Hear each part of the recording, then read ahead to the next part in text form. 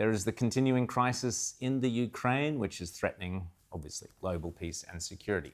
Joining me to discuss all of this and much more from Spiked Online magazine is Brendan O'Neill. Brendan, great to see you. How are you? Hi, Rowan. I'm good, thank you.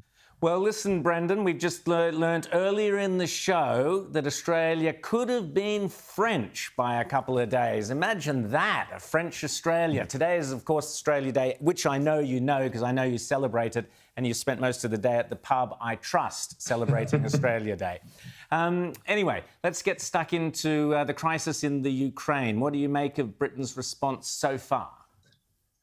Well, I think it's really difficult to disentangle Britain's response from what's happening here in the UK itself. As you've mentioned, Boris's troubles and parties and scandals, I think they're actually closely linked now, because it seems to many people here that one of the reasons Boris and Liz Truss, the Foreign Secretary, have started to kind of thump the tub over the Ukraine and Russia is because it's a useful distraction from what's going on in the UK. So the questions people are asking is, is Boris really committed to facing down Russia or facing down Russia's close ally, China? Or is this more of a political spectacle designed to draw attention away from domestic problems? So the entanglement of those two things makes it difficult to work out what is really motivating Boris and the Foreign Secretary on this.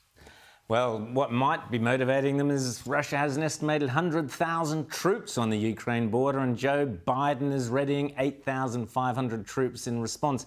Does it concern you? We kind of have this awful triangle of two very strong communist leaders and a very weak American leader. Does that spell trouble to you, Brendan? Oh, I think globally, Biden is one of the weakest presidents there has ever been. And I think a lot of this is taking place, of course, in the shadow of Afghanistan. And we remember the catastrophe of Biden's withdrawal from Afghanistan, the way it was conducted, the way it just gave ground to the Taliban, the way in which it represented a significant defeat for the United States, that on the 20th anniversary of 9/11, the guys who hosted the people who carried out 9/11 took control in Afghanistan once again and essentially kicked the Americans out. So all of this is taking place in the shadow of that foreign policy calamity that Biden oversaw. And I think that's really weakened the West's hand when it comes to talking about global affairs.